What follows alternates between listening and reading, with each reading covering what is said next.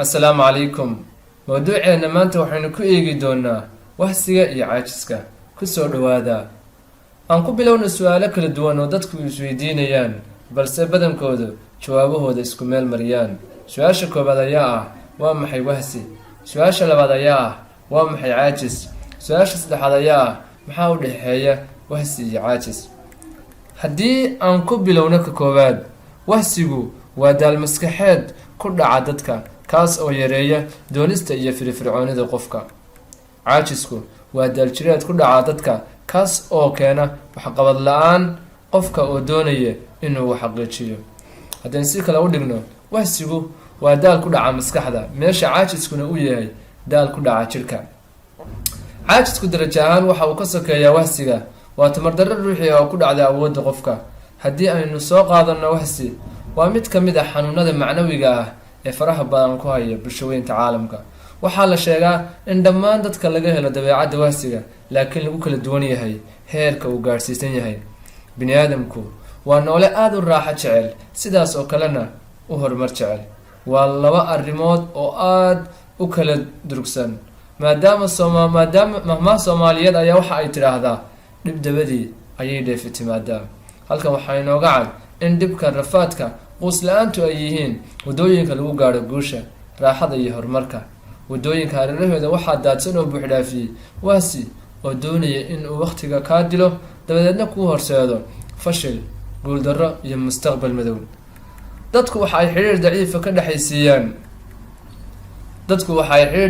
dhexaysiiyaan oo raadgadasho ah wahsiga iyo samirka, iyagoo u maraya odhaahyo ay ka mid yihiin things comes to those who wait, oo macnaheedu tahay fursaduhu waxa ay u yimaadaan kuwa suga. Xikmadan waxaa ku cudur daarta dadka jecel in ay ka wahsadaan fursadahooda iyo howlahooda daruuriga.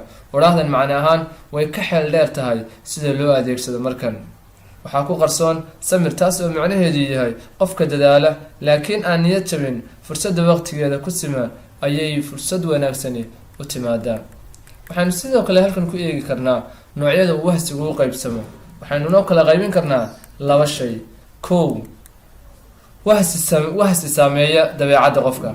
Wahsiga noocan ah waa mid aad u xun, wuxuuna ka dhigaa qofka mid markasta diida inuu ficil sameeyo, isagoo isku qancinaya inay jirto caqabad hortaagan. Tusaale, inuu qofku iska dhaadhiciyo inuu waqtigu ku yar yahay oo uusan hawl qaban karin, ama naftiisa ka dhaadhiciyo oo uu cudurdaar uga dhigo in uusan awoodin inuu hawshaas qabto oo ay u baahan tahay awood iyo xirfad uusan isagu lahayn.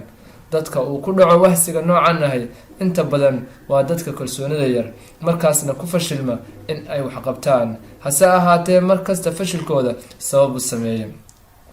Waxaa kaloo ka mid ah dabeecadaha wahsiga in aad hawl qorshayso oo aad abaabusho, kadibna aad bilowdo, isla markaana aad joojiso oo adigoo aan ka helin wax faa'iido ah oo markii hore aad ka rajaynaysay. Wahsiga labaad waxaynu isagana odhan karnaa wahsi saameeya go-aanka qofka. Dadka uu ku dhaco wahsiga noocan ah waxaa ka luma go-aanka, wayna ku adag tahay in ay wax qabtaan. Dadka aad uga baqaan inay khaldamaan, waxayna raadiyaan mar walba inay helaan xaalad jawi degan ah oo wax kasta saxan yihiin. Haddaba sidoo kale waxaynu ku eegi karnaa maxaa keena wahsiga. Kow, qodobka koowaad, nafta oo hogaanka kuu qabata. Haddii naftaada hogaanka ay kuu qabato, waxaa markaa kaaga bilaabanaya dhabooyin ama daaqado rafaad ah, waayo naftu ma jecla in ay wax qabato. Waxay jeceshahay markasta inay cunto, cabto, sidoo kalena seexato. Haddii markaa naftaada aad u dhiibto hogaankaaga, waxaa halkaa kaaga bilaabanaya dariiqii wahsiga. Labo, qorshe la-aanta.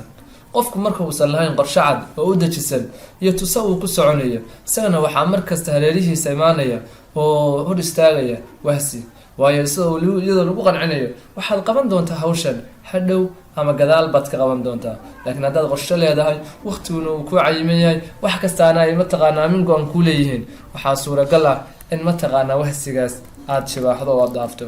Saddex, shaqo la-aanta. Shaqo la-aantu waa waxyaabaha ugu badan ee qofka ku keena wahsiga iyo caajiska. waayo shaqadu waa shayga keliya uu qofku ku dareemo isku filnaansho iyo deganaansho maskaxeed. haddii aanad camal haynin wax walba waa uu kugu adkaanayaa, ugu dambeyntiina isku buuq iyo kalsooni darro ayaa kugu dhacaya, taas oo kugu keeni karta wahsi fara badan. 4 kalsooni darro. kalsoonidu waa awoodda uu qofku ku qaban karo shaqo, kuna howlgeli karo, taas oo uu ku sameyn karo wax badan uu ku qabsan karo. haddii aysan meesha ka jirin kalsooni, waxaa dhacaysa qofku inuu markasta ka wahsado in mataqaana uu wax badan qabto. qodobka 5 ama 6 ee wahsiga keena waxaa kamid ah cibaado yari. qofku hadduusan si wacan u cibaadeysan oo uusan ilaalin salaadaha waqtigooda iyo waajibaadka kale ee rabbaaniga ee basaaray, waxaa markasta uu noqonayaa qof mataqaanaa wahsada oo caajisa, taasoo marka dambe laga yaabo inay u horseedo in uu gaadho heer xataa uu ka tago arkaanta waaweyn. waxaan halkana ku odhan karnaa, ku eegeynaa sidee uga hortegi kartaa wahsiga. waxaanu iyadana ku odhan karnaa 3 qodob ama 4 qodob ayaynu odhan karnaa. 1 seexa xilli hore oo aad seexato, xilli hore oo aad toosto ayaa faa-iido ballaaran waxay u leedahay caafimaad qabka jirka iyo maskaxda, waana mid kaa dhigi karta inaad markasta noqoto qof firfircoon, tamar buuxa haya, shaqada uu markaa qabanayana si mataqaanaa sahlan ku qabto. laakiin haddaad xilli dambe seexato, waxay kugu dhacaysa inta badan in aad aroorti goor dambe aad kacdo adigu weliba caajis iyo wahsi iyo wax badan dareemayo. qodobka labaad isaga ilaalin karto waxaa weeyaan ilaashashada waqtigaaga. waqtigaaga hadduu ku ilaashan yahay oo aad ku soconaysa amin go-an oo wax kasta ku xadidan yihiin, waxaa ku sahlanaanaysa in mataqaanaa aad iska ilaalisa wahsiga, waayo xilli kasta waxaa kuu qorshaysan waxaad qabato. waxaad noo qaybisay xilli shaqo, xilli wax dhigasho, xilli mataqaanaa nasasho iyo waxyaabahaas ayaad u qabatay, xilli qoys iyo family. 3 waxaad iskaga ilaalin kartaa dhiirigelinta. waxaad ku ilaalin kartaa dhiirigelinta naftaada oo dhiirigeliso oo waxa ay jeceshahay aad ku dhiirigeliso, sida inaad mataqaanaa buug mataqaanaa ay jeceshahay aad u gado, inaad mataqaanaa dalxiis geyso. waxyaabahaasna waxay kaa ilaalin karaan in mataqaanaa aada u hasato oo aad mataqaanaa caajisto. qodobkaas ayaan ku joojinayaa mawduuceena maanta ee ku saabsanaa wahsiga iyo caajiska.